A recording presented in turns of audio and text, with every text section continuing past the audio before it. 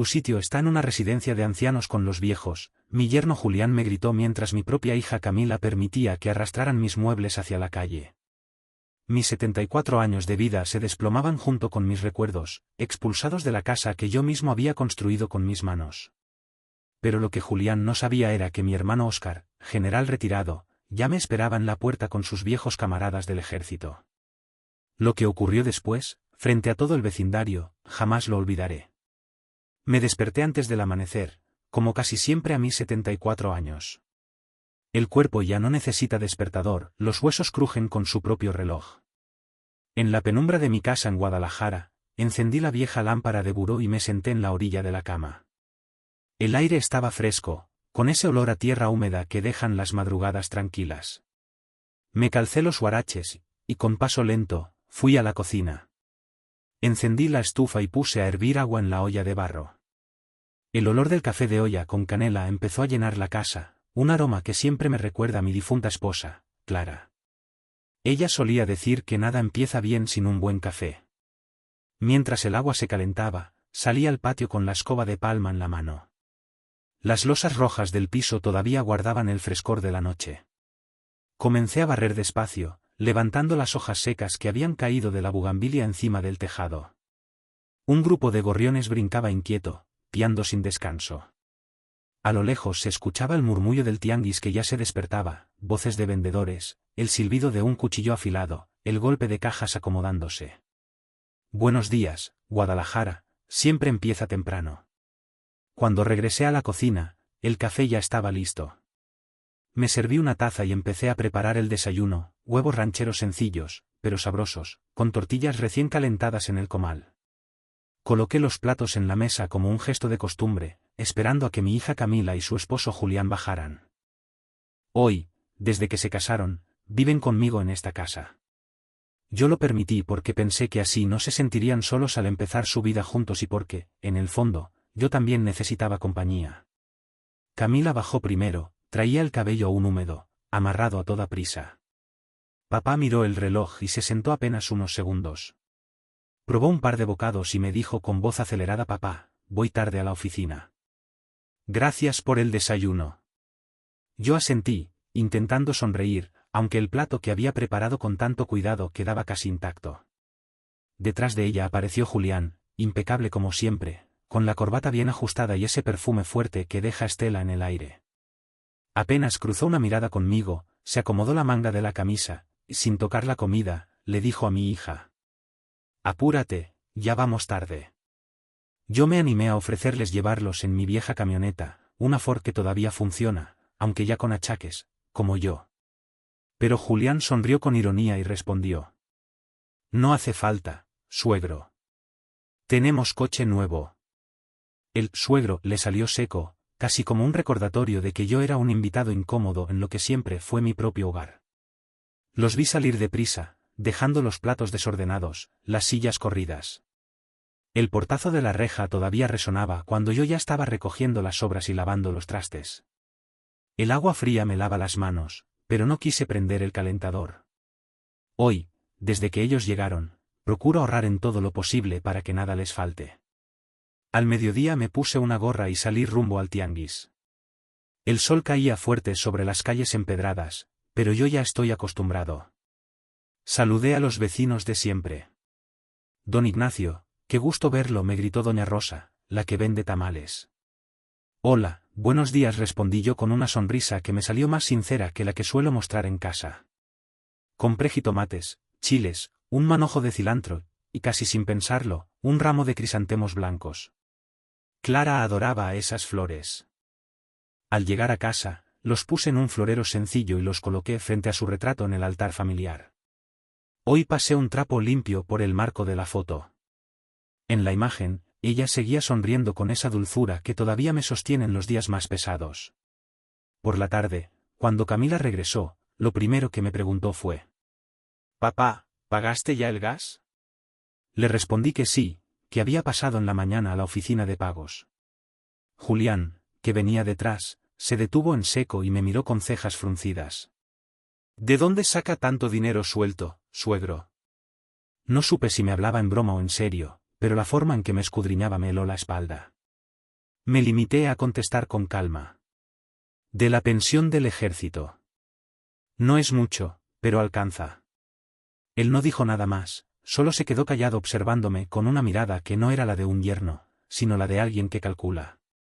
El resto de la tarde transcurrió con esa tensión silenciosa que se siente en el aire, pero que nadie nombra.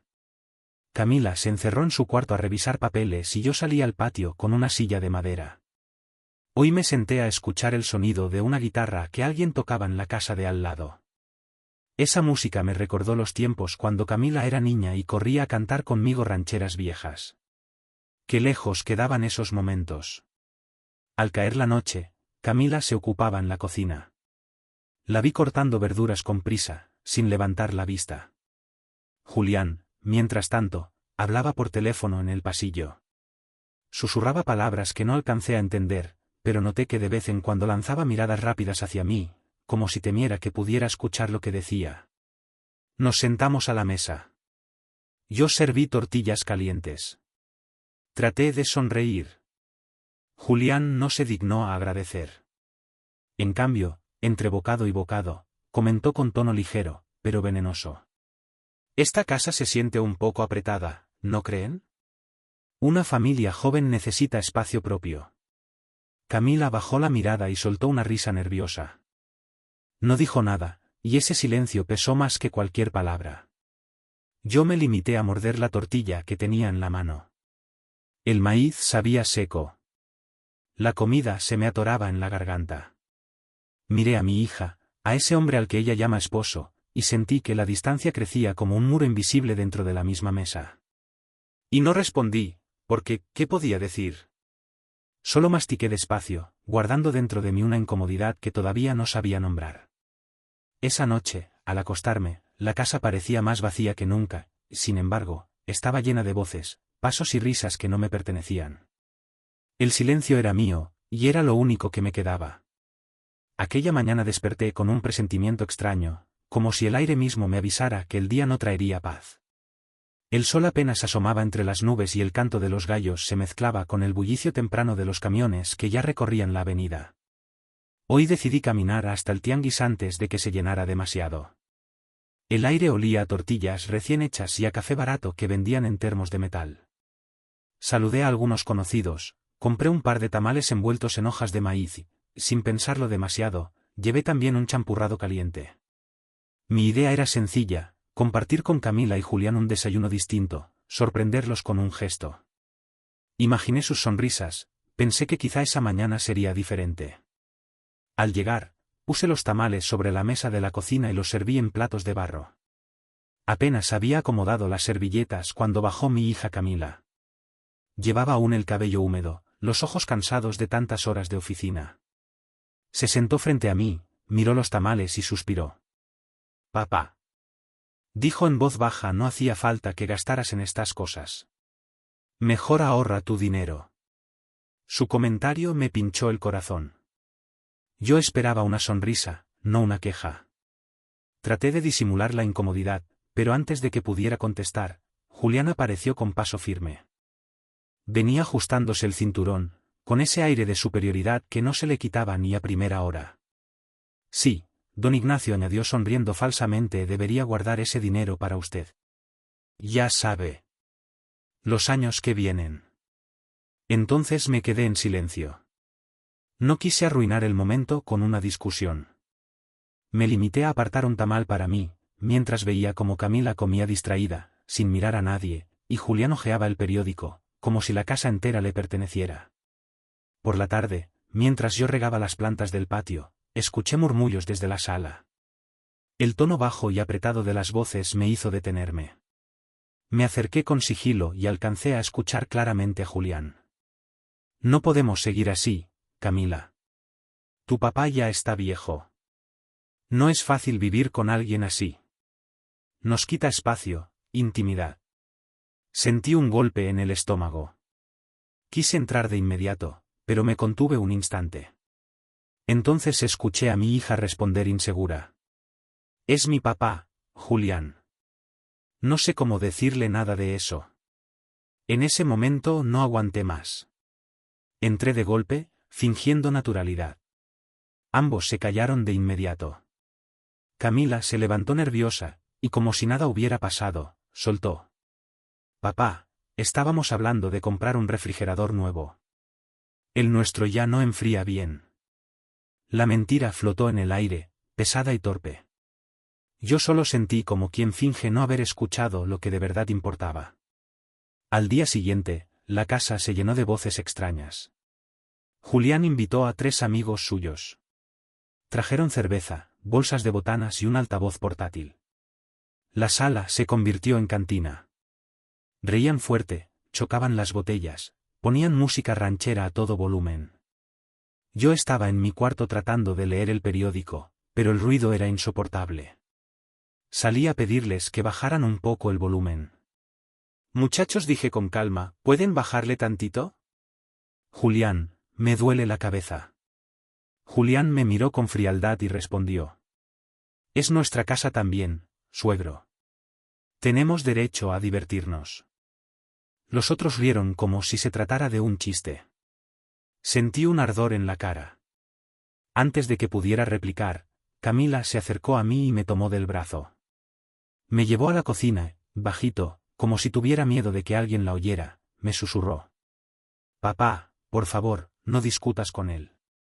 Déjalos un rato, ya se van a calmar». Yo apreté los labios. No era mi costumbre callar, pero verla tan nerviosa me detuvo. Me regresé a mi cuarto con el corazón encendido, preguntándome en qué momento mi casa dejó de ser mía. Esa misma noche, después de que los amigos se fueron y las latas vacías quedaron tiradas por todas partes, Julián me buscó en el pasillo. Don Ignacio dijo con tono condescendiente: «Debería considerar un lugar de retiro. Allá estaría mejor cuidado, tendría compañía de su edad, médicos, todo lo que necesita». Lo dijo con una sonrisa falsa, pero en sus ojos no había ni una pizca de respeto. Yo lo miré largo rato y no contesté. A veces, el silencio es lo único que protege la dignidad. Al día siguiente comenzaron a aparecer hombres desconocidos en la casa. 2 obreros llegaron con cinta métrica y libretas. Medían paredes, anotaban medidas, comentaban sobre posibles cambios. Yo pregunté qué hacían, y Julián, con aire de dueño, explicó: «Estamos pensando en remodelar, suegro. La casa necesita ajustes». No me consultó, no pidió permiso. Solo lo dijo como si fuera el jefe de todo. Poco después, Camila entró a mi cuarto con un folleto en las manos. En la portada se leían letras grandes: «Casa de Reposo San Rafael». Me lo mostró tímidamente. «Mira, papá. Una compañera de la oficina me dio esto. Dicen que es un buen lugar, con médicos y actividades». La voz se le quebraba. Yo le pregunté directo: «¿Quién te lo dio?» Ella tartamudeó un poco y respondió: «Una amiga». «Sí, una amiga del trabajo». Yo no dije nada, pero vi el gesto de Julián en el fondo del pasillo, observando con satisfacción. Unos días después, cuando regresé temprano de hacer compras, encontré a Julián dentro de mi cuarto. Tenía en la mano una carpeta con papeles. «¿Qué haces aquí?», pregunté con firmeza. Él ni se inmutó. Cerró la carpeta y me contestó con calma, casi burlón: «Solo quería ordenar, suegro. No se preocupe». Pero no me convenció. Desde entonces empecé a notar que, cada vez que podía, hacía preguntas inocentes: cuánto recibía de pensión, si tenía ahorros, si había pensado en vender alguna propiedad. Lo hacía como si hablara de cualquier cosa, pero su mirada era la de alguien que mide, calcula, espera el momento. Camila también había cambiado. Mi hija, la misma que de niña corría a abrazarme al volver de la escuela, ahora apenas se acercaba. Sus palabras eran frías, medidas, como si le costara tratarme con cariño. Cuando intentaba abrazarla, buscaba una excusa para apartarse: que estaba ocupada, que debía contestar un mensaje, que tenía prisa. Yo sentía como poco a poco Julián la estaba alejando de mí, como si sembrara veneno en su corazón. Una noche, mientras cenábamos, la tensión llegó a su punto más alto. Yo serví un plato de caldo sencillo con verduras que había comprado en el tianguis. Nadie habló durante los primeros minutos. El único sonido era el del caldo burbujeando en la olla y el choque de las cucharas contra los platos. De pronto, Julián levantó la vista y me miró fijamente. Su voz fue lenta, calculada. Don Ignacio, con todo respeto, usted ya vivió su vida. Ahora es tiempo de que nosotros vivamos la nuestra. El silencio cayó de golpe. Sentí que las paredes de la cocina se cerraban sobre mí. Camila, en lugar de defenderme, bajó la cabeza y no se atrevió a mirarme. Yo dejé la cuchara sobre la mesa.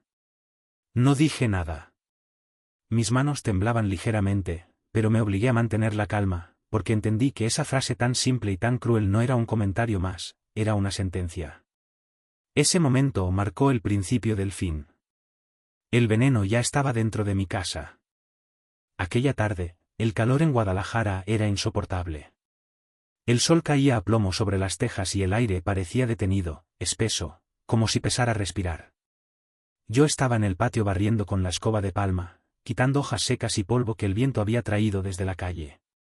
El sudor me corría por la frente y se pegaba a la camisa, pero yo seguía, porque mantener limpia la casa siempre fue una costumbre que me acompañó desde joven. De pronto, escuché el ruido del motor del coche de Camila y Julián. Reconocí de inmediato ese sonido nuevo, tan distinto al ronquido viejo de mi camioneta. El coche se estacionó con un chirrido frente a la reja. Me limpié las manos en el pantalón y me enderecé, esperando verlos entrar. Julián entró primero con un gesto brusco.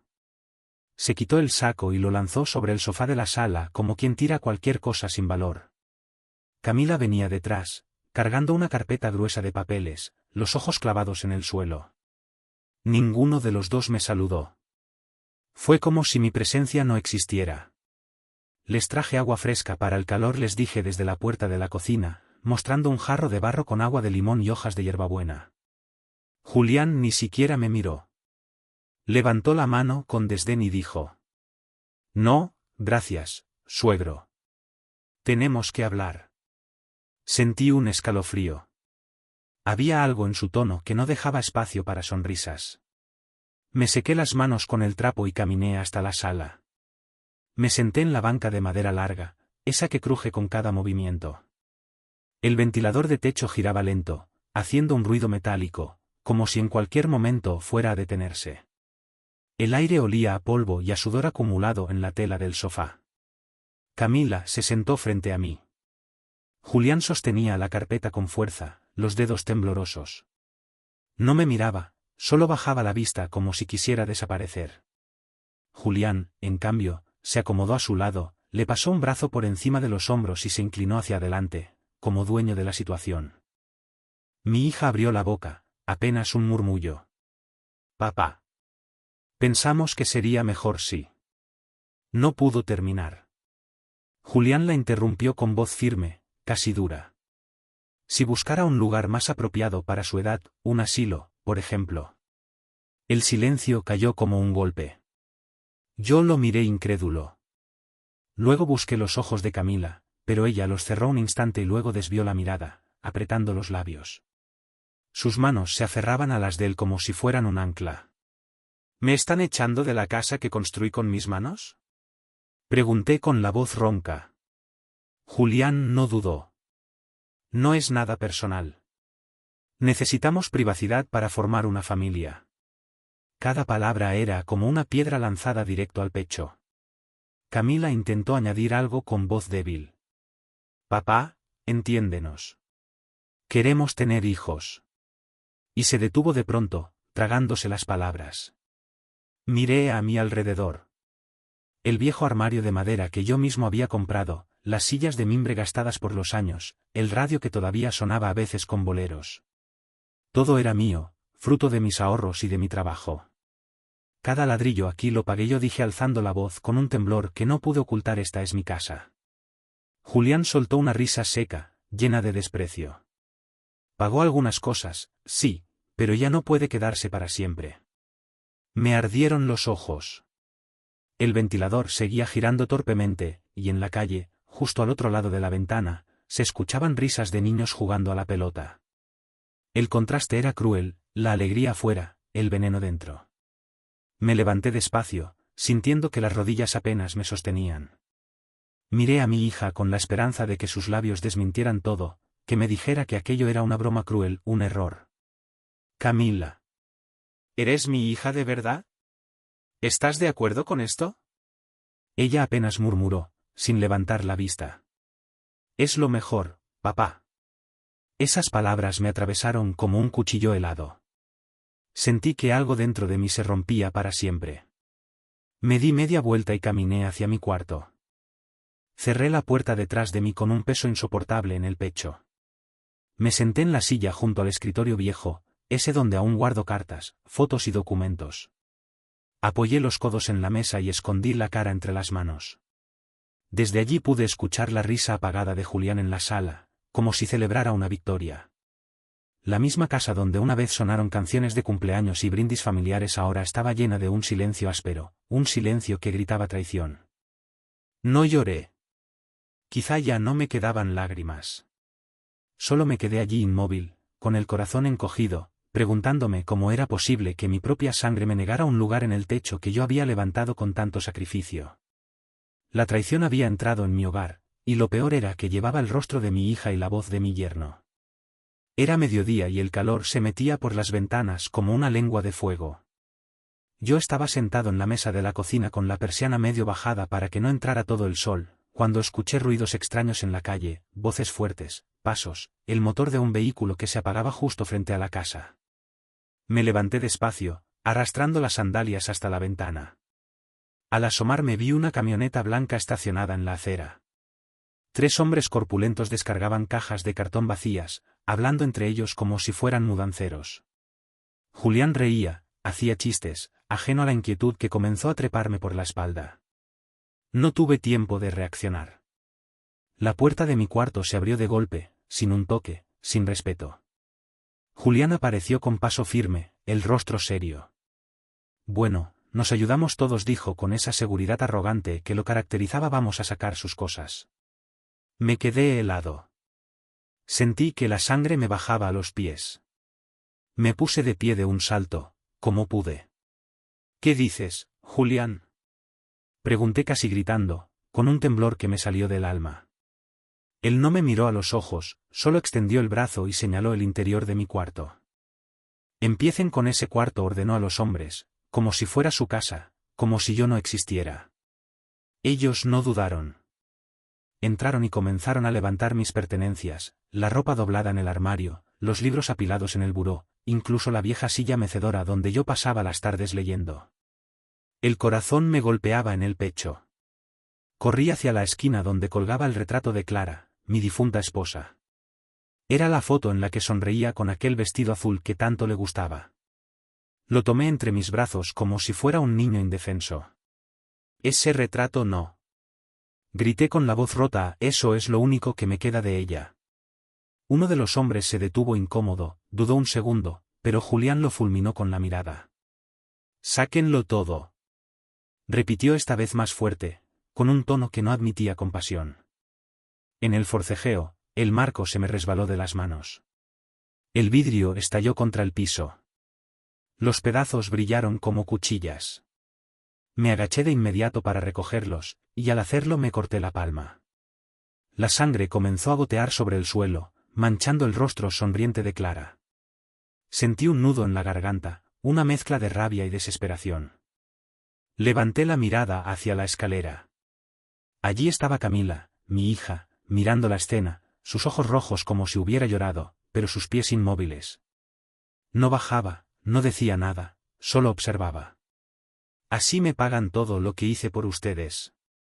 Grité con la voz desgarrada, mostrando la mano ensangrentada, el marco roto, los recuerdos tirados por el piso. Julián se cruzó de brazos con una mueca fría en el rostro. Viejo, ya es hora de que entienda. Su lugar está en el asilo.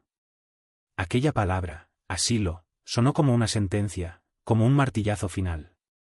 Se giró hacia la escalera y llamó a mi hija. Camila, ven. Mira, ya tendremos espacio para el estudio. Ella bajó lentamente, como arrastrada por los pies.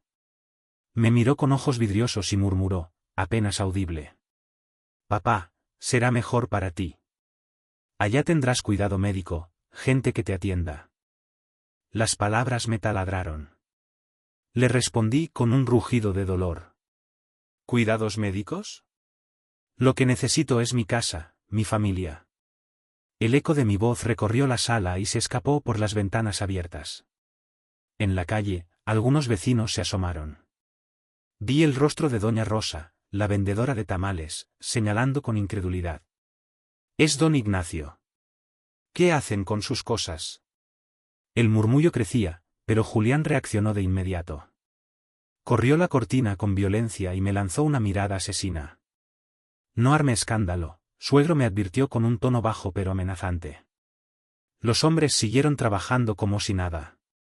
Sacaron bolsas de ropa, cajas de libros, mi radio viejo, incluso un cofre de madera donde guardaba mis medallas del ejército. Cuando vi que se llevaban ese cofre, algo dentro de mí explotó. Corrí hacia ellos, tratando de arrebatarles la caja. Uno de los hombres me empujó con fuerza. Perdí el equilibrio y caí contra el suelo. El golpe retumbó en mis huesos viejos. El aire. Tu lugar está en una residencia de ancianos con los viejos, me espetó mi yerno Julián con una frialdad que calaba los huesos, mientras mi propia hija, Camila, permanecía impasible, permitiendo que unos desconocidos arrastraran mis muebles, mis recuerdos, la vida entera a la calle. Mis 74 años, cada uno de ellos labrado con esfuerzo y dedicación, se venían abajo como un castillo de naipes, expulsados sin miramientos de la casa que yo mismo había levantado con mis manos, ladrillo a ladrillo, sudor y lágrimas. Pero lo que Julián, en su arrogancia, ignoraba por completo, era que mi hermano Óscar, general retirado y hombre de honor, me aguardaba ya en la puerta, flanqueado por sus viejos camaradas del ejército, hombres curtidos en 1000 batallas y leales hasta la médula. Lo que sucedió después, frente a la mirada atónita de todo el vecindario, quedó grabado a fuego en mi memoria, una escena que jamás, jamás podré olvidar. Desperté antes del alba, como solía ocurrir casi cada mañana a mis 74 años. A estas alturas de la vida, el cuerpo ya no precisa de despertadores estridentes, los huesos crujen, la sangre fluye con la cadencia inexorable de un reloj interno, marcando el paso del tiempo. En la penumbra acogedora de mi casa, mi hogar en Guadalajara, encendí la vieja lámpara de buró, aquella que me regaló Clara en nuestro aniversario, y me senté al borde de la cama, sintiendo el fresco aire matutino acariciar mi rostro. El aire, impregnado de ese aroma inconfundible a tierra húmeda, promesa de un nuevo día, de una nueva oportunidad. Calcé mis viejos huaraches, curtidos por el uso, y con paso pausado, cadencioso, me dirigí a la cocina, el corazón de la casa. Allí, encendí la estufa con manos temblorosas, pero firmes, y puse a hervir agua en la vieja olla de barro, aquella que Clara tanto amaba, porque, según ella, conservaba mejor el sabor del café. El aroma embriagador del café de olla, con su toque de canela y piloncillo, comenzó a inundar la casa, un aroma que me transportaba inevitablemente a los recuerdos de mi difunta esposa, Clara, mi compañera inseparable, el amor de mi vida. Ella solía decir, con una sonrisa pícara, que nada, absolutamente nada, podía empezar bien el día sin una buena taza de café, caliente y reconfortante. Mientras el agua alcanzaba el punto de ebullición, salí al patio con mi fiel escoba de palma en la mano, lista para iniciar la jornada. Las losas rojas del piso, aún impregnadas del frescor de la noche, invitaban a la calma, a la reflexión. Comencé a barrer despacio, con movimientos lentos pero constantes, recogiendo las hojas secas, caídas de la bugambilia que trepaba con vigor por el tejado, regalándonos sus flores de colores vibrantes. Un grupo de gorriones, inquietos y bulliciosos, brincaba de rama en rama, piando sin descanso, anunciando la llegada del nuevo día. A lo lejos, llegaba a mis oídos el murmullo creciente del tianguis, que ya despertaba a la vida, las voces de los vendedores pregonando sus mercancías, el silbido característico de un cuchillo afilándose, el golpe seco de las cajas acomodándose para exhibir los productos. Buenos días, Guadalajara, ciudad bulliciosa y vibrante, que siempre despierta temprano, con la energía renovada de quien sabe que el día ofrece infinitas posibilidades. Cuando regresé a la cocina, el café ya estaba listo, burbujeando suavemente en la olla de barro. Me serví una taza humeante, sintiendo el calor reconfortante en mis manos, y empecé a preparar el desayuno, unos sencillos huevos rancheros, pero sabrosos, con tortillas recién calentadas en el comal, suaves y aromáticas. Coloqué los platos en la mesa, un gesto que repetía cada mañana, casi de forma automática, esperando a que mi hija Camila y su esposo Julián bajaran a desayunar.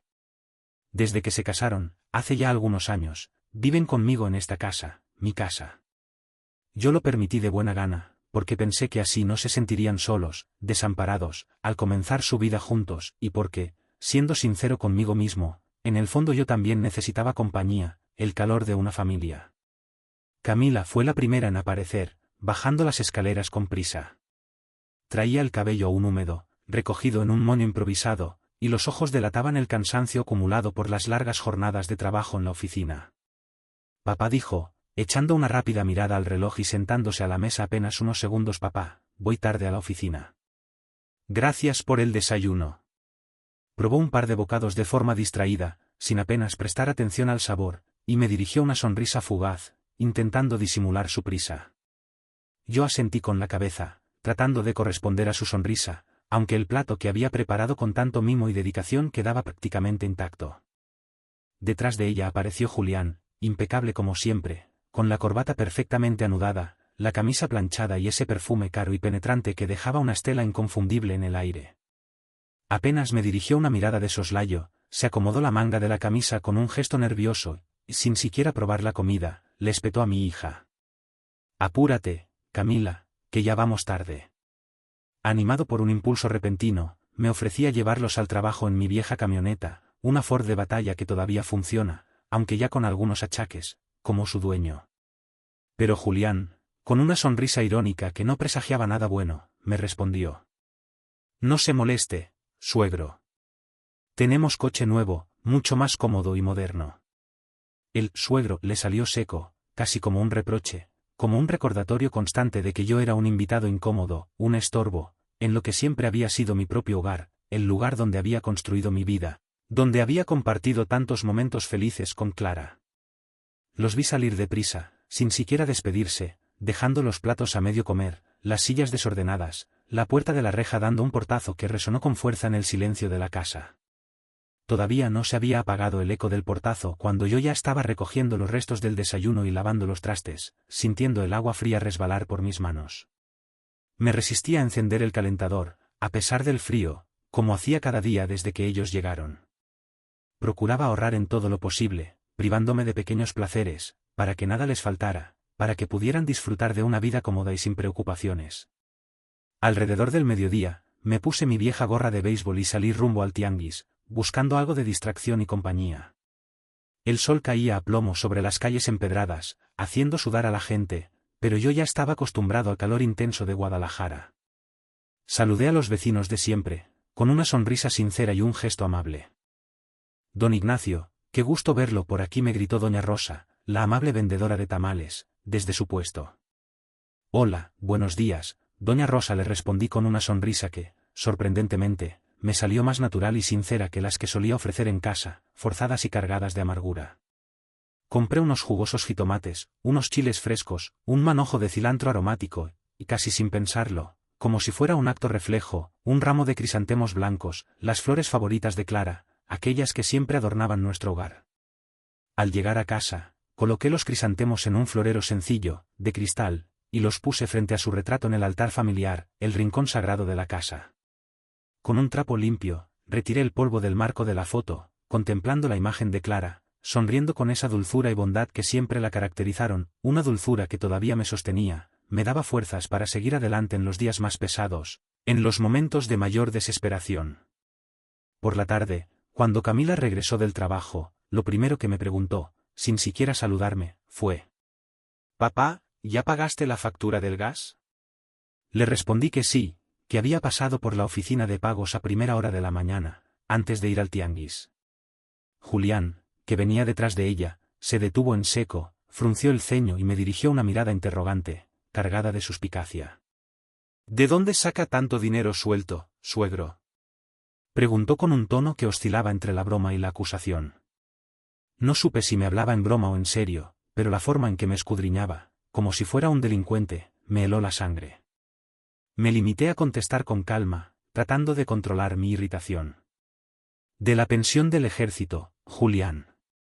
No es mucho, pero alcanza para cubrir los gastos básicos». Él no dijo nada más, pero su silencio era más elocuente que 1000 palabras. Se quedó callado, observándome con una mirada que no era la de un yerno, sino la de alguien que calcula, que evalúa, que planea algo oscuro.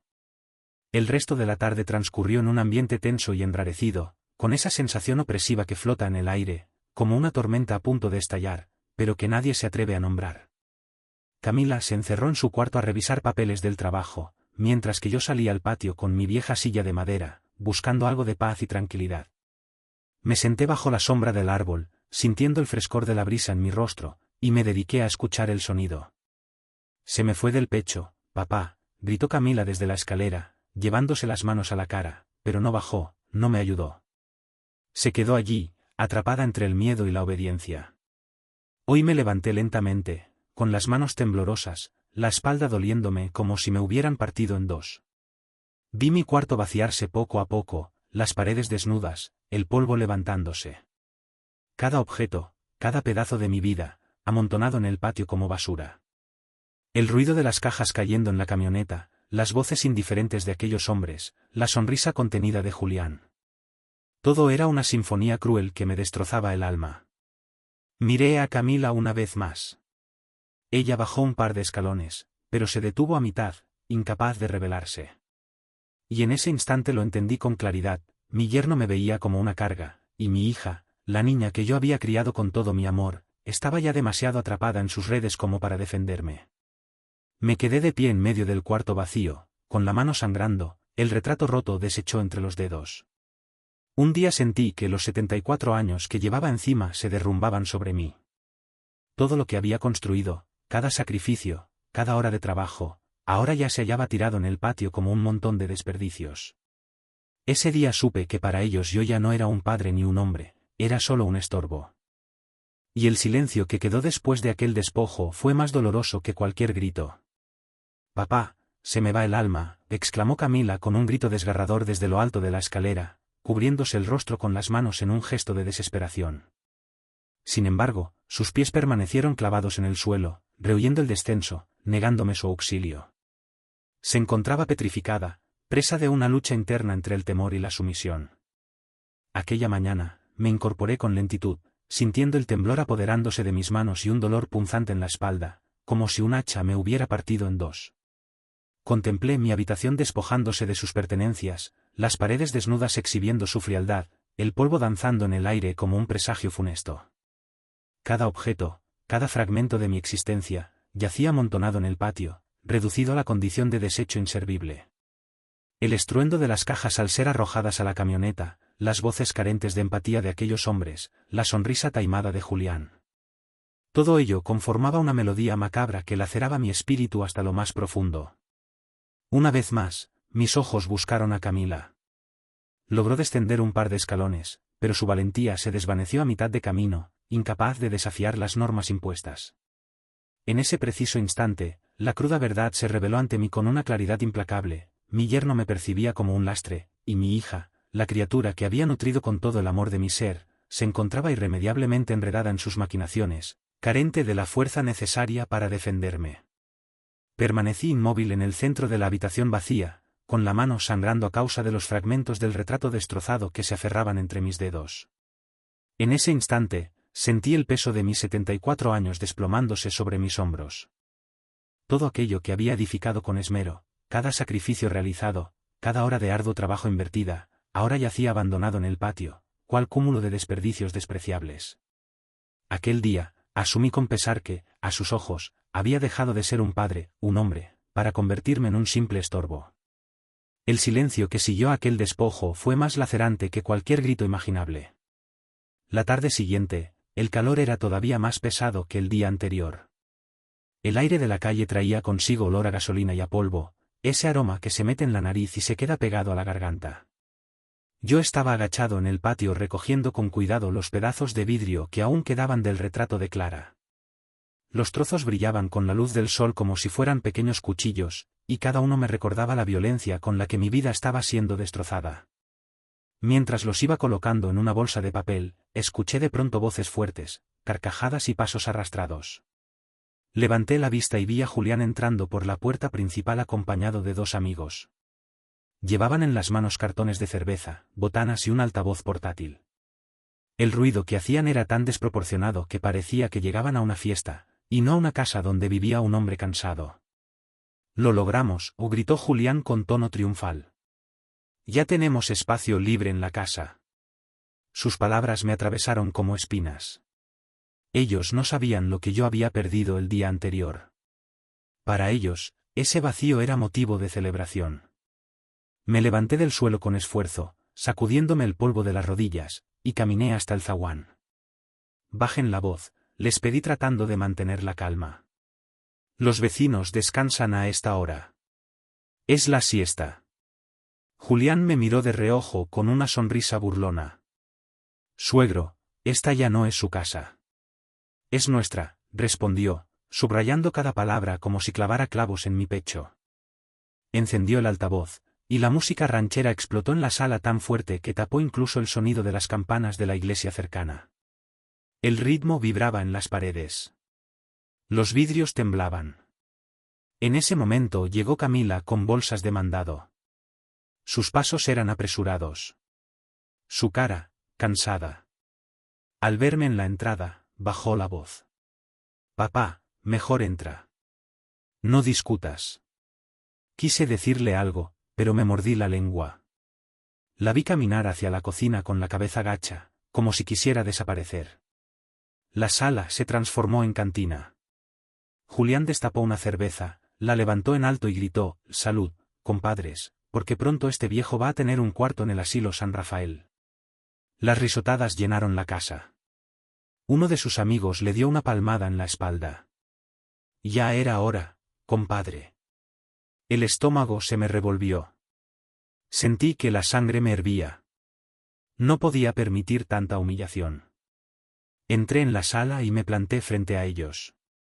La voz, quebrada pero firme, respeten. Esta es mi casa. El silencio duró apenas un segundo. Julián dio un paso hacia mí, el rostro enrojecido por la cerveza. Su lugar está con los viejos, no aquí, rugió con furia. Antes de que pudiera reaccionar, me empujó con el hombro. Caí hacia atrás, tambaleándome, y casi ruedo por los escalones del porche. El golpe me sacudió los huesos y me dejó sin aire por un instante.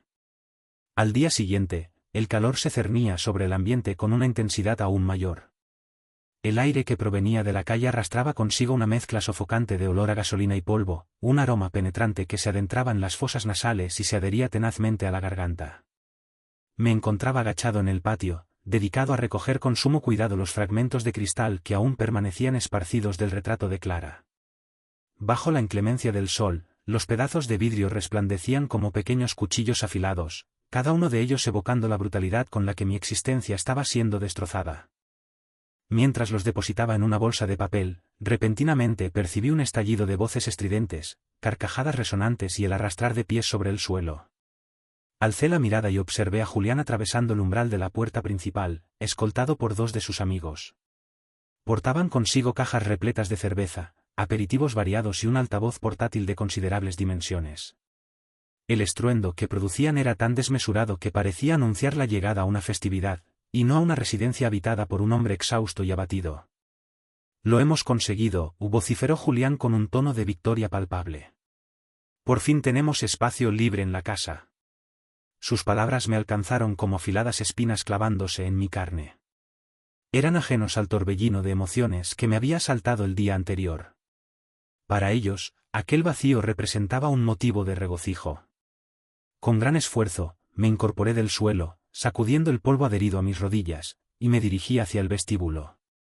«Por favor, bajen la voz», supliqué, intentando mantener la compostura. «Los vecinos descansan a esta hora. Es la hora de la siesta». Julián me dirigió una mirada de soslayo, adornada con una sonrisa burlona. «Suegro, esta ya no es su casa. Es nuestra», respondió, enfatizando cada palabra como si estuviera clavando clavos ardientes en mi pecho.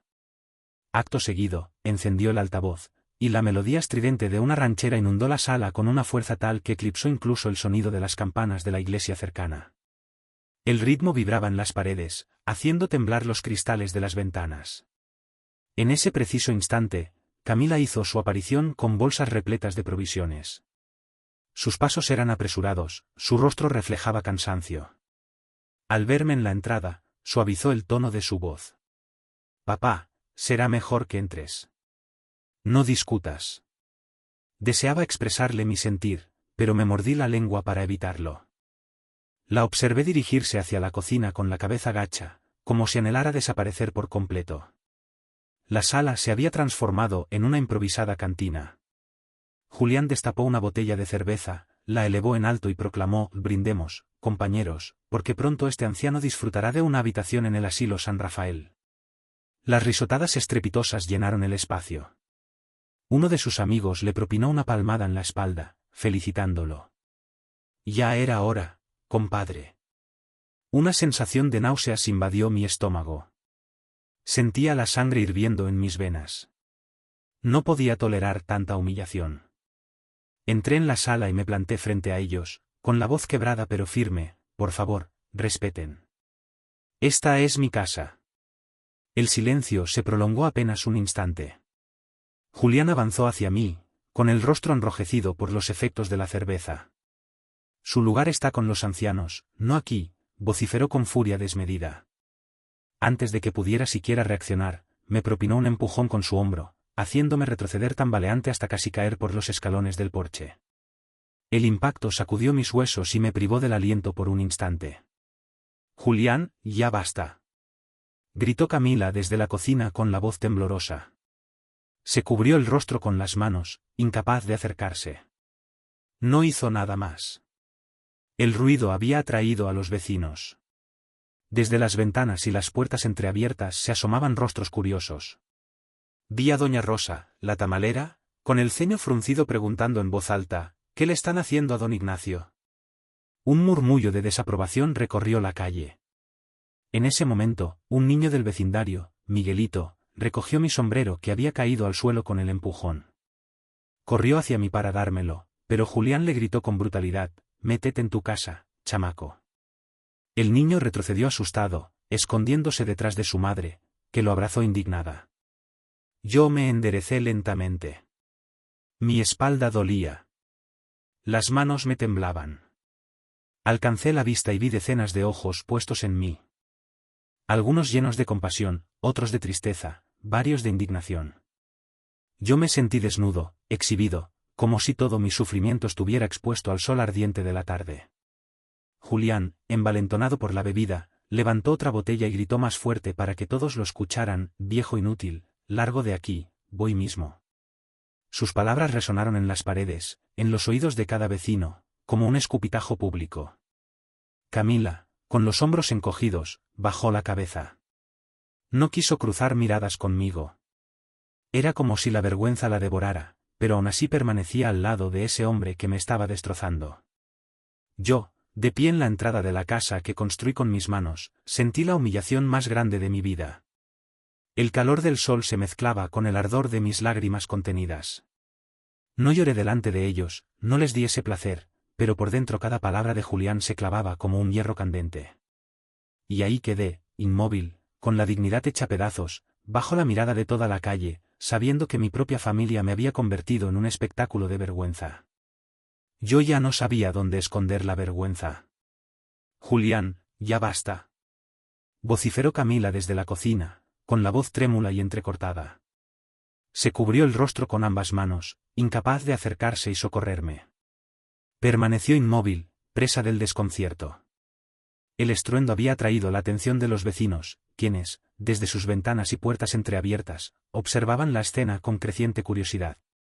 Divisé a doña Rosa, la vendedora de tamales, con el ceño fruncido por la indignación, preguntando en voz alta: «¿Qué le están haciendo a don Ignacio?». Un murmullo de desaprobación recorrió la calle, manifestando el rechazo de la comunidad ante tal atropello. En ese instante, un niño del vecindario, Miguelito, recogió mi sombrero, que había caído al suelo tras el empujón de Julián. Corrió presuroso hacia mí con la intención de devolvérmelo, pero Julián lo interceptó con un grito brutal: «Métete en tu casa, chamaco». El niño retrocedió asustado, buscando refugio detrás de su madre, quien lo abrazó con indignación palpable. Con lentitud, me incorporé, sintiendo el dolor punzante en mi espalda. Mis manos temblaban visiblemente. Alcé la mirada y me encontré con decenas de pares de ojos clavados en mí, algunos expresando compasión, otros tristeza y muchos, indignación. Me sentí expuesto, desnudo ante la mirada inquisidora de la comunidad, como si todo mi sufrimiento se exhibiera bajo el sol abrasador de la tarde. Julián, envalentonado por la embriaguez, levantó otra botella de cerveza y gritó con mayor fuerza, buscando que todos lo escucharan: «Viejo inútil, lárgate de aquí, ahora mismo». Sus palabras resonaron en las paredes y en los oídos de cada vecino, como un escupitajo público que manchaba mi honra. Camila, con los hombros encogidos, bajó la cabeza, rehuyendo mi mirada. Era evidente que la vergüenza la consumía, pero aún así permanecía junto al hombre que me estaba destrozando. Yo, de pie en la entrada de la casa que construí con mis propias manos, sentí la humillación más profunda de mi vida. El calor sofocante del sol se mezclaba con el ardor de mis lágrimas reprimidas. No me permití llorar frente a ellos, negándoles ese placer, pero en mi interior, cada palabra de Julián se clavaba como un hierro candente, torturando mi alma. Y allí permanecí, inmóvil, con la dignidad hecha trizas, bajo la mirada implacable de toda la calle, consciente de que mi propia familia me había convertido en un espectáculo de vergüenza. Ya no sabía dónde ocultar la humillación que me embargaba. Después de los gritos de Julián, de las risas de sus amigos y de la mirada baja de mi hija, sentía que no quedaba aire en mis pulmones. La calle entera había sido testigo de mi humillación. Me quedé de pie en el umbral de la casa que construí con mis manos, con las rodillas temblorosas y el corazón a punto de rendirse. Entonces, de pronto, el sonido de un motor distinto irrumpió desde el fondo de la calle. No era un coche cualquiera, era el rugido grave de un viejo jeep militar. El murmullo de los vecinos se hizo más fuerte. Todos giraron la cabeza hacia el final de la cuadra. La camioneta, pintada de un verde oliva ya desgastado, avanzó despacio entre las casas. Se detuvo justo frente a mi portón. El silencio fue inmediato. La puerta del copiloto se abrió primero y luego la del conductor. Cuando lo vi descender, sentí una sacudida recorrerme el cuerpo. Era mi hermano menor, el general Óscar Ramírez. Aunque sus cabellos ya eran grises y la piel le mostraba los años, su porte seguía siendo imponente. Llevaba una camisa de manta color caqui, un sombrero ancho que le daba sombra al rostro y unas botas polvorientas. Caminaba erguido, con paso firme, como si todavía estuviera en campaña. Junto a él bajaron tres de sus viejos camaradas: el coronel Robledo, hombre alto y flaco con bigote recto; el mayor Sánchez, de complexión fuerte, con una mirada dura que parecía atravesar paredes; y el capitán Herrera, más joven que los otros, pero con la disciplina marcada en cada gesto. Todos vestían sencillamente, pero en sus camisas aún brillaban, cosidas con cuidado, insignias del ejército. Los murmullos entre los vecinos crecieron. «Es el general Ramírez, Óscar», susurró alguien. «El hermano de don Ignacio», repitieron otros con asombro. Óscar avanzó despacio hacia la reja y cada paso suyo resonaba como un tambor de justicia. Se detuvo frente a Julián, que todavía tenía una botella de cerveza en la mano. La seguridad con la que había gritado antes desapareció de golpe. La voz de mi hermano retumbó, grave, profunda, como en sus tiempos de mando. «¿Así tratan al hombre que los crió? ¿Así humillan a mi hermano?».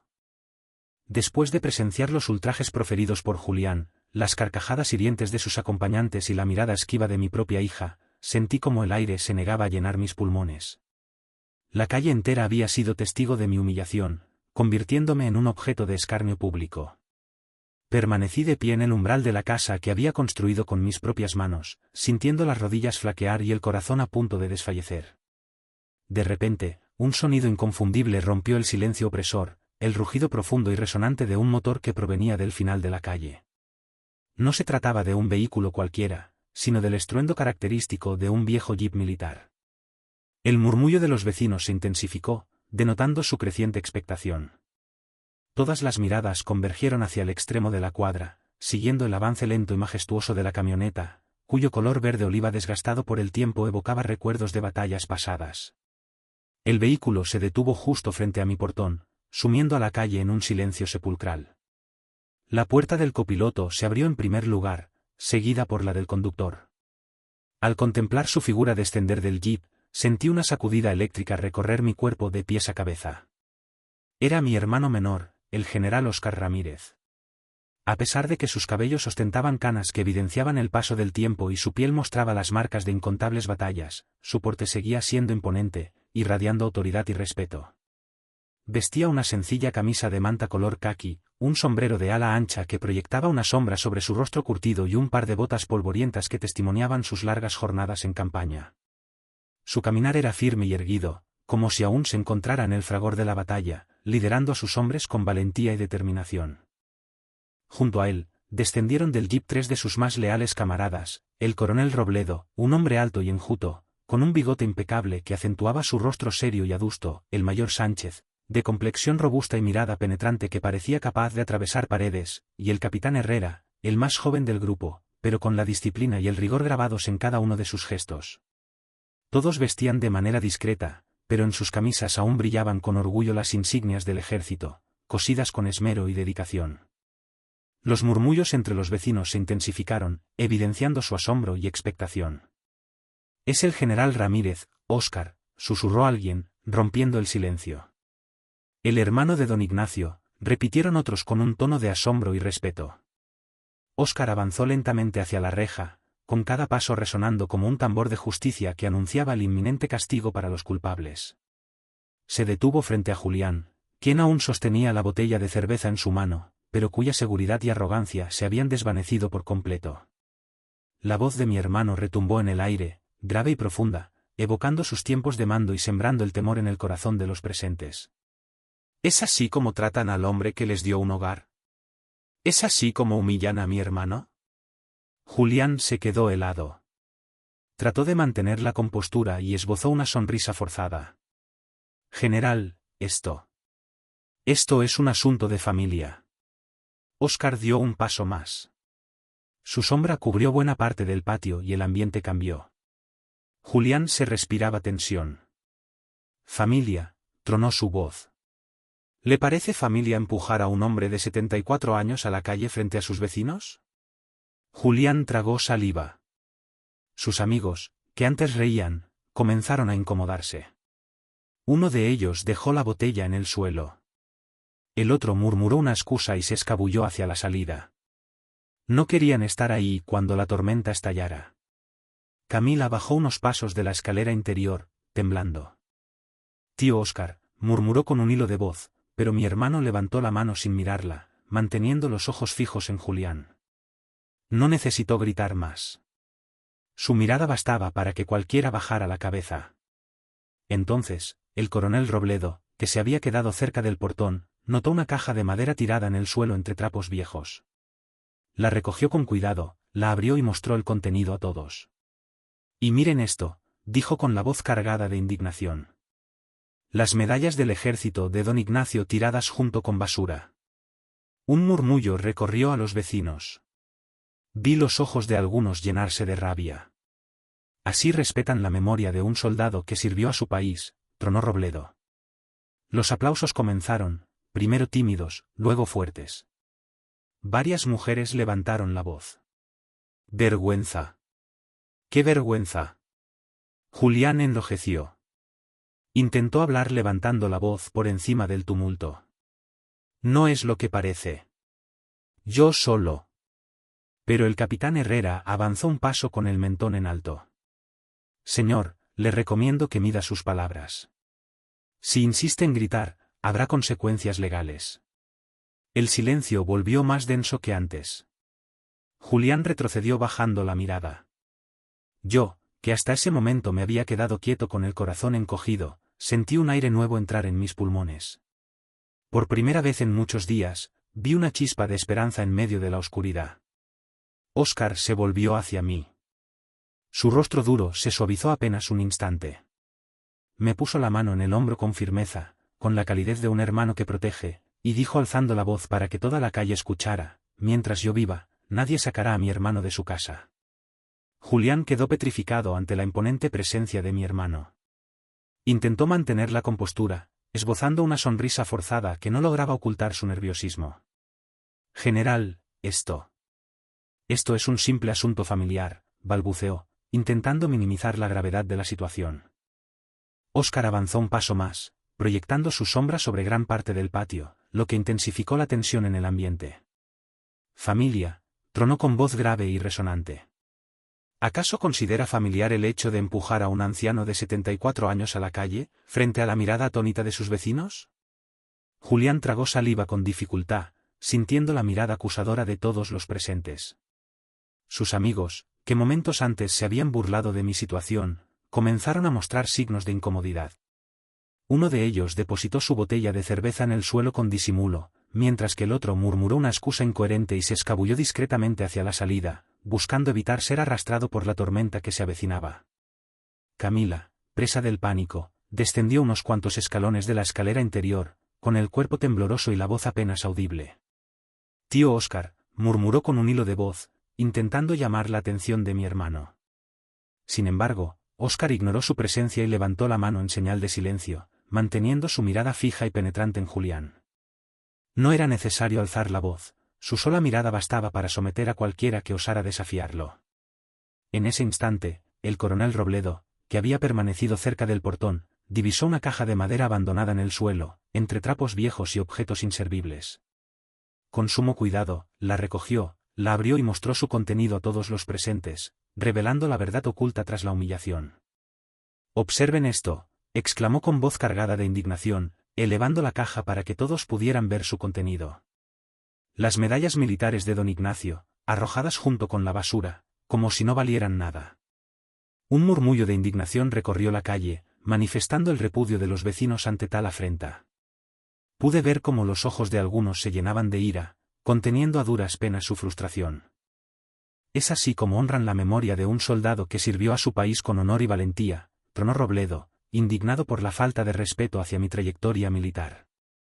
Los aplausos no tardaron en resonar en la calle, comenzando de manera tímida y vacilante, para luego intensificarse hasta convertirse en una ovación ensordecedora. Varias mujeres alzaron sus voces, expresando su repudio ante la injusticia cometida. «¡Qué vergüenza! Esto es una vergüenza», exclamaron, indignadas por el trato inhumano que estaba recibiendo.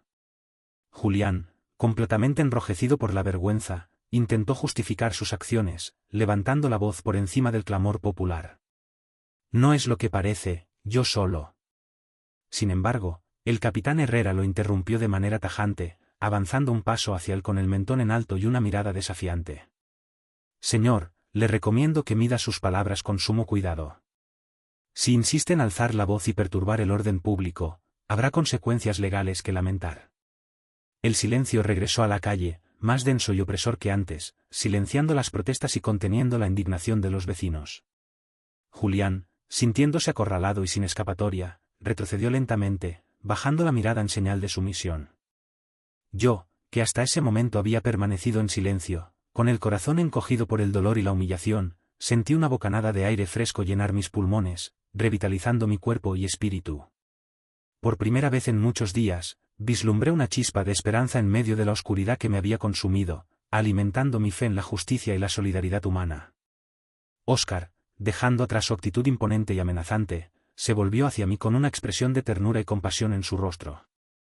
Su mirada dura se suavizó por un instante, revelando el cariño y el afecto que siempre había sentido por mí.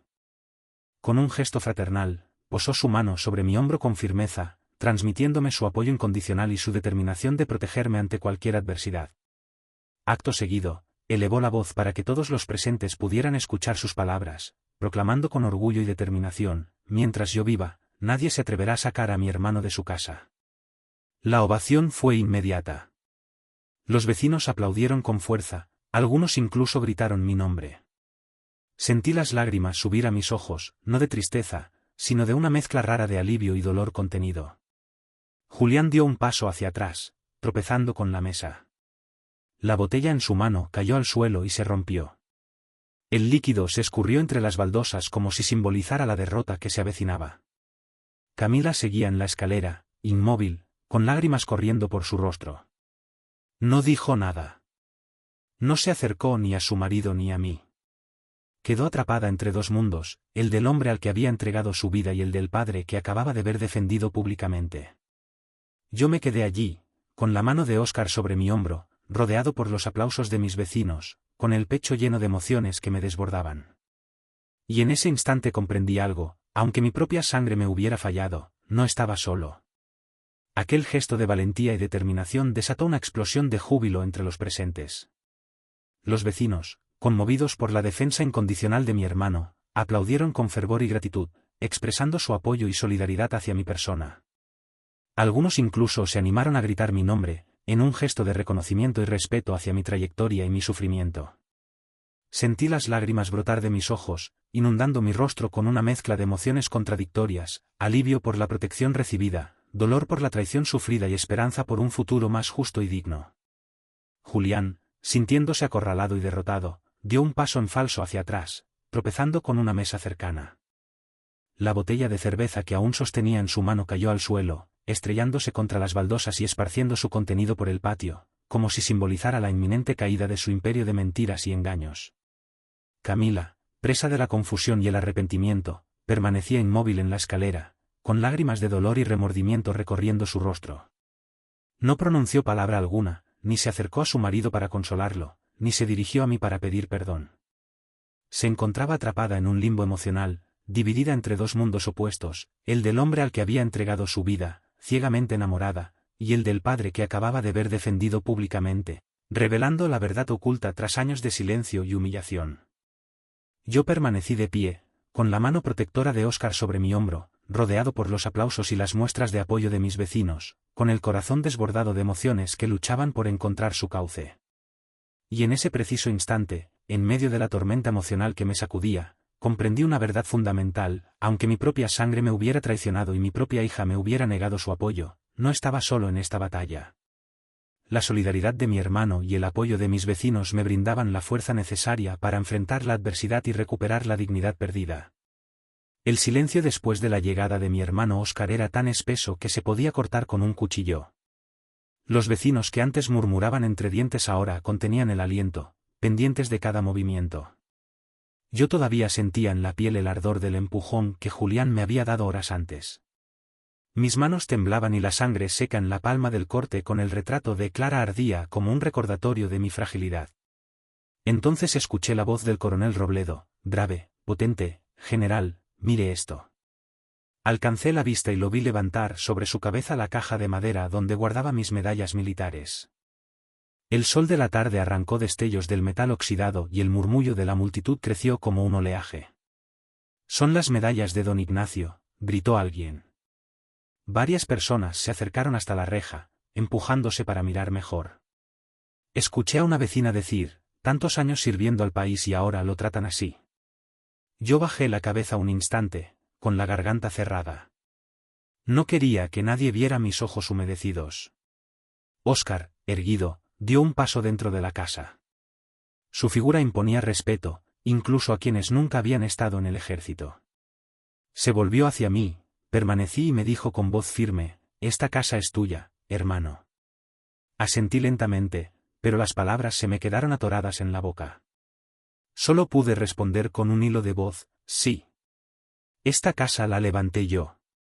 Él hizo un gesto al capitán Herrera, que abrió un maletín de cuero, sacó de él una carpeta gruesa y la despegó con cuidado sobre la mesa del comedor. Los papeles, con sellos oficiales y firmas notariales, brillaban bajo la luz. «Aquí están», anunció Óscar elevando la voz, «las escrituras.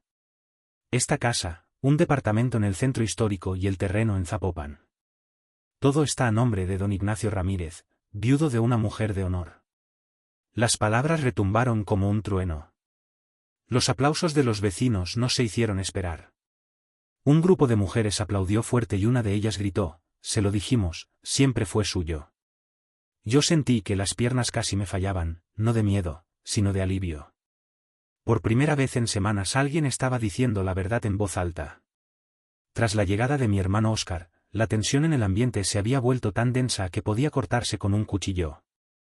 El silencio era opresor, interrumpido únicamente por los susurros contenidos de los vecinos, quienes aguardaban expectantes cada uno de nuestros movimientos, como si temieran que cualquier gesto pudiera desencadenar una nueva explosión de violencia. A pesar del tiempo transcurrido, aún podía sentir en mi piel el ardor del empujón que Julián me había propinado horas antes, humillándome frente a toda la colonia. Mis manos temblaban levemente, y la sangre seca que cubría la palma de mi mano, producto del corte accidental con el retrato de Clara, ardía como un recordatorio constante de mi vulnerabilidad y fragilidad. De pronto, la voz grave y potente del coronel Robledo rompió el silencio, atrayendo la atención de todos los presentes. «General, le ruego que observe esto con detenimiento», exclamó, elevando sobre su cabeza la caja de madera donde guardaba con celo mis medallas militares, símbolos de honor y sacrificio en defensa de la patria. Los rayos del sol vespertino se reflejaron en el metal oxidado de las preseas, arrancando destellos brillantes que iluminaron el rostro de los presentes y avivaron aún más el fervor patriótico de la multitud. El murmullo de los vecinos creció en intensidad, transformándose en un clamor unánime de indignación y repudio. «Son las medallas de don Ignacio, un héroe de guerra que lo dio todo por su país», gritó alguien desde la multitud, rompiendo el silencio sepulcro. El hombre de mediana edad, ataviado con un traje gris impecable y portafolio negro, era el licenciado Fernández, abogado de confianza de mi hermano desde hacía muchos años. Su sola presencia irradiaba una calma y autoridad que se imponían. Caminó con paso firme entre la gente que, instintivamente, se abría a su paso, y se dirigió directamente hacia mí. Me estrechó la mano con una firmeza que transmitía seguridad. «Don Ignacio, tranquilo. La ley está de su lado». Yo apenas pude asentir, mis manos aún temblaban ligeramente. Fernández abrió su portafolio y extrajo una carpeta gruesa. Caminó hasta situarse frente a Julián, señalándolo con un dedo acusador. Habló con voz potente, asegurándose de que todos escucharan sus palabras. «Lo que acaba de decir este hombre es suficiente para presentar una denuncia formal por despojo y maltrato a un adulto mayor». Los vecinos, conmovidos por la situación, estallaron en aplausos y corearon al unísono: «Muy bien dicho». «Justicia». Julián, pálido como un espectro, levantó las manos como quien intenta detener un golpe inminente. Yo estaba nervioso. No quise decir eso. Fue un error. Fernández lo interrumpió, sin darle siquiera un respiro para explicarse. Demasiado tarde. Aquí hay testigos, grabaciones y una confesión pública. No hay forma de dar marcha atrás. La gente estalló de nuevo, con gritos de indignación que resonaban por toda la calle, unidos como una sentencia inapelable: «Que se vaya. Fuera de aquí». Camila, con el rostro desencajado, levantó la mirada. Sus ojos, hinchados por el llanto, reflejaban una profunda tristeza. Con la voz quebrada, apenas audible, me dijo: «Papá, lo siento. No tuve fuerza». Incapaz de responderle, solo pude mirarla. Había dolor en sus ojos, sí, pero también una distancia, una brecha que parecía imposible de borrar. El licenciado Fernández alzó los papeles que traía consigo, mostrando el camino a seguir. «Aquí está lo que vamos a hacer.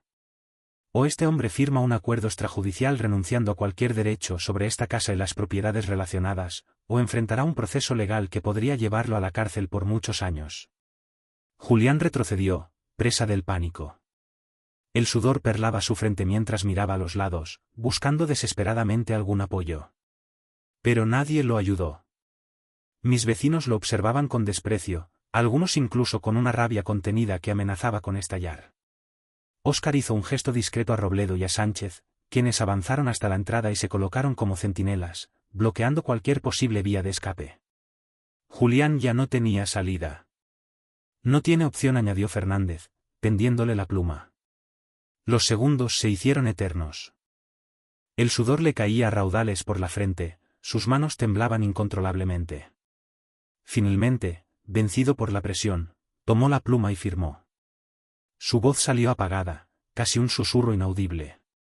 «Renuncio a cualquier derecho sobre esta casa y propiedades relacionadas». El silencio duró apenas un instante. Luego, un rugido de júbilo llenó la calle. «Justicia. Justicia. Justicia», corearon los vecinos, aplaudiendo con fuerza, liberando la tensión acumulada. Yo me quedé de pie, todavía temblando, pero sentí como un peso enorme se levantaba de mis hombros. Era como si, de pronto, pudiera respirar después de semanas de estar ahogado. Bajo la atenta mirada de todos, Julián y Camila comenzaron a recoger sus cosas. La gente no se movió, vigilando cada uno de sus pasos con desconfianza. Fernández observaba con atención, asegurándose de que todo se desarrollara sin incidentes, y Óscar permanecía cerca de mí, como una muralla protectora. Julián arrastraba las maletas con torpeza, la cara hundida, la espalda encorvada como si la vergüenza le pesara más que el equipaje. Camila iba detrás, en silencio, sin fuerzas para protestar. Cuando por fin salieron por la reja, el murmullo de la calle se convirtió en gritos de reprobación. Doña Rosa, con la voz aguda y firme, lanzó una frase que quedó grabada en mi memoria. Que la vergüenza te siga donde vayas. Las carcajadas y los aplausos se mezclaron en un estruendo ensordecedor. Yo, desde el umbral, observé cómo mi yerno desaparecía con las maletas, derrotado, arrastrando consigo a mi hija. Sentí un nudo en el pecho. Había dolor, sí, porque al fin y al cabo era mi sangre la que se alejaba. Pero también había alivio, como si después de una tormenta interminable por fin pudiera ver el cielo despejado. Ese día entendí que la justicia puede tardar, pero cuando llega, limpia todo a su paso. Pasaron las semanas, y la casa en Guadalajara se volvió un lugar extraño, fantasmagórico. El silencio era tan profundo que dolía. Ya no se escuchaban las discusiones en el comedor, ni los pasos pesados de Julián por el pasillo. Solo quedaban las paredes desnudas y un eco de recuerdos amargos que resonaban en cada rincón. Yo recorría los cuartos vacíos con la sensación de estar caminando sobre ruinas, sobre los vestigios de una vida que ya no existía. Cada rincón me devolvía una imagen dolorosa, las risas que se transformaron en gritos, los objetos tirados en el patio, la mirada esquiva de mi hija. Había demasiadas cicatrices en esas paredes, demasiada sombra para poder seguir allí. Una mañana, mientras tomaba café de olla solo en la mesa de la cocina, lo decidí, vendería la casa. No me aferraría más a un lugar que se había convertido en cárcel de mi propio dolor. Quería empezar de nuevo, aunque fuera tarde, aunque mis manos ya temblaran y mis huesos me recordaran cada día los 74 años que cargaba encima. Con la inestimable ayuda del licenciado Fernández, concreté la venta y encontré un hogar más pequeño, pero más luminoso, en las afueras de Zapopan. Un barrio tranquilo, con calles arboladas y casas modestas, donde los niños jugaban sin miedo y los vecinos saludaban al pasar. El día que llegué con mis pocas pertenencias, la caja de madera con las medallas, algunas fotos y un par de muebles, sentí un peso aligerarse de mi pecho. No tardaron en tocar la puerta. 3 vecinas aparecieron sonrientes, con una charola de pan dulce y un termo grande de café de olla. «Hola, bienvenido don Ignacio», me dijeron. «Aquí todos nos conocemos. Ojalá se sienta en familia». Yo recibí aquel gesto con una emoción que no pude ocultar. El corazón, endurecido por tantas heridas, se me ablandó de golpe. «Muchas gracias, señoras. Me hacen sentir que este lugar ya es un hogar», respondí con la voz entrecortada. Aquella noche dormí mejor que en mucho tiempo. El silencio ya no era opresivo, sino amable, reconfortante. A la semana siguiente recibí la visita de Óscar, mi hermano. Entró con su andar recio, pero con una sonrisa que pocas veces le había visto. Él me abrazó con fuerza y me dio una palmada en la espalda. «Hermano, ahora vives libre», me dijo. Y esas palabras me devolvieron un calor que había olvidado. Conversamos largo rato en el patio. Él me habló de sus nietos, de cómo aún se mantenía activo en reuniones de veteranos. Yo le confesé que quería dedicar lo que me quedaba de vida a ayudar a otros ancianos que, como yo, habían sufrido en silencio. Óscar se sintió orgulloso y me animó a seguir adelante. Fue entonces cuando, junto a Fernández, comenzamos a organizar un pequeño grupo comunitario. Lo llamamos Fundación Dignidad, y su propósito era sencillo pero poderoso: dar apoyo legal y emocional a adultos mayores víctimas de abuso familiar. Me impresionó descubrir cuántos casos parecidos al mío existían, escondidos detrás de puertas cerradas, silenciados por el miedo y la vergüenza. Cada reunión era un espejo en el que veía reflejado mi propio dolor, pero también una oportunidad de transformarlo en esperanza. Hoy yo les contaba mi historia sin adornos, con toda la crudeza. Algunos lloraban, otros asentían en silencio, y poco a poco se formaba un círculo de confianza y esperanza. Mis días comenzaron a tener un ritmo nuevo. Cada mañana salía al parque cercano. Allí me unía a un grupo de ancianos que jugaban dominó bajo los árboles, entre risas y discusiones por las fichas. Encontraba un respiro, una compañía sencilla que me hacía bien. Por las tardes cuidaba el pequeño jardín de mi nueva casa. Sembré flores de cempasúchil y, sobre todo, margaritas blancas. Cada vez que las regaba pensaba en Clara, mi esposa, y en la paz que me daban sus recuerdos. Era como hablar con ella en silencio, como decirle: «Sigo aquí, amor. Todavía lucho. Un día, al abrir el buzón, encontré un sobre con la letra de Camila. Lo reconocí al instante. Mis manos comenzaron a temblar. Me senté en la mesa, abrí despacio el papel y leí. Papá, me equivoqué. Perdóname. Julián me manipuló desde el principio. Hoy estoy sola, y lo único que quiero es recuperar tu amor. Las palabras se me clavaron como espinas y bálsamo al mismo tiempo. Me dolían porque confirmaban su traición, pero también me acariciaban porque en ellas aún quedaba un hilo de hija pidiendo perdón. Guardé la carta en la caja de madera, junto a mis medallas y al retrato de Clara. Cerré la tapa con cuidado. No estaba listo para responder. Tal vez un día, con el tiempo, hallaría la fuerza para abrirla de nuevo. Esa noche me senté en el porche con una taza de café humeante entre las manos. Desde una casa vecina llegaba el sonido de una guitarra. Las notas flotaban en el aire cálido, sencillas y nostálgicas, como si acompañaran mis pensamientos. Miré al cielo sobre Zapopan. Las estrellas brillaban con una claridad que hacía años no veía. Y entonces lo comprendí, a mis 74 años, todavía podía empezar de nuevo. La vida me había arrebatado mucho, la confianza de mi hija, la paz de mi hogar, pero me devolvió algo que no tenía precio, mi dignidad. Respiré hondo, cerré los ojos un instante, y me prometí que cada día que me quedara lo viviría en libertad, sin miedo, con el corazón abierto. Porque incluso en la vejez, incluso después de la traición y la vergüenza, siempre hay espacio para un nuevo comienzo. Hola, he vivido 74 años y aprendí a golpes que lo más valioso que tenemos no son las paredes de una casa, sino la dignidad que nadie debería arrebatarnos. Cuando los que más amamos nos traicionan, el dolor es inmenso, pero también es la oportunidad de levantarnos y demostrar que seguimos de pie. Mi mensaje para ustedes es este: nunca permitan que los humillen en su propio hogar, ni que el miedo los calle. La verdad siempre sale a la luz, y la justicia tarde o temprano llega. Y ahora les pregunto a ustedes con todo mi corazón, si estuvieran en mi lugar, ¿qué habrían hecho? ¿Se habrían quedado en silencio o se habrían enfrentado a quienes los despreciaron? Quiero escuchar sus opiniones, de verdad me importa lo que piensen, porque cada historia compartida nos ayuda a sanar. Que Dios los bendiga siempre, y que nunca les falte la fuerza para defender su dignidad.